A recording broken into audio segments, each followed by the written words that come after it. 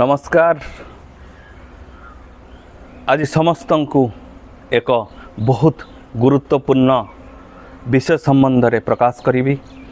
आपण मानकर जीवन रे यह लगी पारुथुवा भली वार्ता यह को मनरे रखंतु, हृदय रे रखंतु एवं मने रखंतु, कारण ए वार्ता ए संसार सर्वश्रेष्ठ वार्ता एवं आपण मानकर दैनंदिन कार्य लगी पारुथुवा भली वार्ता आपण मानकु आजिर ए सूचना एक दिव्य सूचना एवं सत्य सूचना भाव में मनरे रखी कार्य करने को पड़ो, कारण आमे वर्तमान जो समय रे चलुचंती ए समय पादे पादे आपण को कष्ट प्रदान करिवो, कारण परिवर्तन समय आसी जाई अछि। 5 वर्ष हैला आमे जो कार्य को अग्रसर करूअछु, वर्तमान समय आसीची प्रकृत स्थिति उत्पन्न करिवार, कारण 10 वर्ष समय हमको प्रदान करा जायतिला प्रथम अर्ध काम सारिबा निमित्त, कारण आमे आपन को प्रकाश करियछु 100 वर्ष मध्य सत्य आगमन करिवो, तार अर्धेक वर्ष मध्य जुगध्वंस लीलार समस्त कार्य प्रायतः पूर्णांग होई जिवो, तार अर्धेक वर्ष मतलब 25 वर्ष मध्य बहु रक्तपात घटिबो एवं तार प्रथमार्धरे प्रथम 10 वर्ष तापरे 5 वर्ष छड़ा जीवो, तापरे पुणी 10 वर्ष, तो यही जो 25 वर्ष ए 25 वर्ष रे बहु असुविधा मान घटिबो। तो प्रथम 5 वर्ष वर्तमान कार्य करिवार समय थिला एवं रक्तपात मध्य चलीथिला, वर्तमान यह आहुरी जघन्य रूप नब, कारण 10 वर्षर समापन हेबाकु जाउछि। 10 वर्ष समापन ने 7 भाग लोक जो 7 भाग 6 भाग जो समापन हबार थिला, तार 3 भाग निहाती 10 वर्ष भितर सरिवार रहितिला।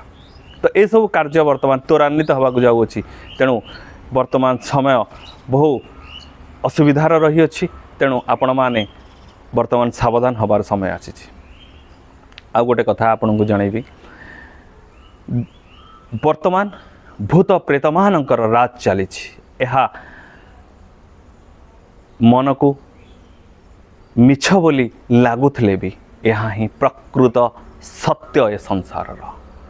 आपण माने मिछ भावंतु किछि असुविधा नाही, कारण आपण माने जे मिछ भाबिबो से असुविधा पड़िबो, आमे किछि असुविधा नाही। आपण मानकु ए दिव्य वाक्य आपण मानक कार्य रे लागिबो। वर्तमान केवल भूत प्रेत मानकर राज चलीछि ए संसार रे। काहे के कथा कहली, तार तात्पर्य कोन?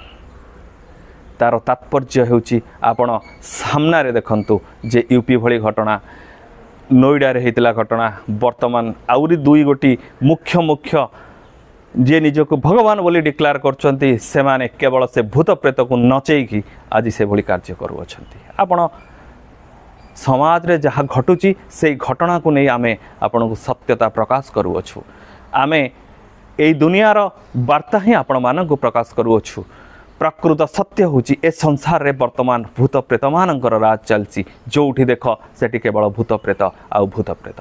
कहीं ना वर्तमान जेहेतु कलिजुगर समापन्न समय जो माने भी मरिबे, से माने जेहेतु पाप ग्रस्त हो वर्तमान मृत्युवरण करुअछंती, से माने एई संसार चारिपट केवल बुलिबे, तेणु से माने भूत प्रेत हो जेहेतु बुलुचंती, से मानकु साधना करिबा बहुत सहज साध्य उपाय।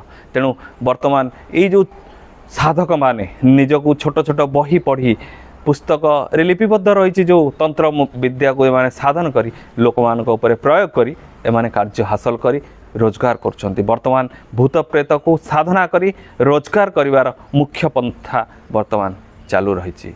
ए संसार रे वर्तमान किछि दिन पूर्व आमे देखिथिलु जेतळे यूपी घटना हेतिला, जे टीवी रे प्रचार करुथिले जे 5 लाख कोटी रो बिजनेस वर्तमान एई ठाकुर संस्था को नहीं चली। ये गोटे बिजनेस हो जाइए, बिजनेस हब पलटि जाइए। ठाकुर मानकर ये जो दिव्य कार्योटा एक बिजनेस हब पलटि जाइए। ताधे कौन आछि, मंदिर मान दान, जो देव स्थान मान को आपण जाउछंती, सेठी जो साधक माने बसुचंती बा जो धर्मगुरु माने बसुचंती, से मानकु आपण दान करूचंती, से माने जहा करूचंती सेटा आमे पूर्ण भाव में कहले भी भूल हम। तेणु कौन हूँ आपण मैंने निजे देखु, सत्यता को आपण निजे देखु। जदि भगवान दिव्यतार कार्य लोक मंगल साधन पाई थिला, लोक मानकर केवल हित साधन पाई थिला। ताहा कोन बिजनेस हब पाल्टिबा आवश्यकता रही कि आमे सब किछि बिजनेस करि परिबा नाही। आमे लोक मानकर मंगल करिवा प्रतिबदल रे आमर जेतिकी कष्ट उपार्जित आवश्यकता रही ताकू आमे पूरण करिवा। तो कुष्ठ उपार्जित धन को आमे एमिति अपचय करि परिबा नाही। आमे काहेकि भूत प्रेतर राज कथा कहिलु, कारण ए संसार रे 2004 मसीह जो जुगधंस लीला आरंभ है सेतबले प्रभु श्री बलराम को राजा करा जाइतिला।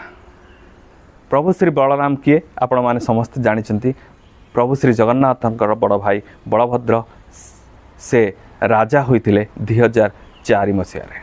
जेतबले से राजा हेले से गोटे कथा श्री जगन्नाथ को जनइतिले, जहाँकि परवर्ती समय से कृष्ण को जनइतिले जे जदि ए संसार रे समस्त देवी देवता से माने निजर शक्ति उपयोग करी कार्य करिवे, आमे आमर कार्य स्वतंत्र भाव में करि परिबु नाही।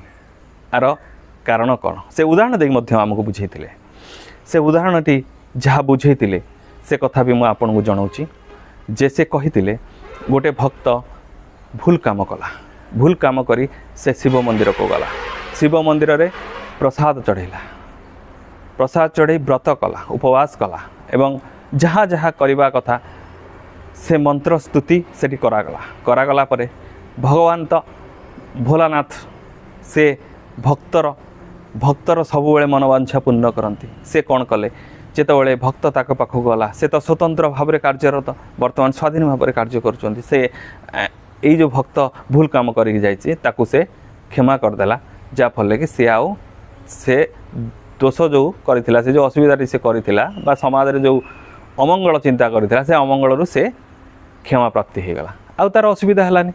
ताकू देखिकी अलगा लोक माने जो संसार थिले से माने कौन कले देखले जे ये भूल कर्म करी मध्य आर किसी असुविधा होनी, तेणु आम भी भूल कर्म करवा।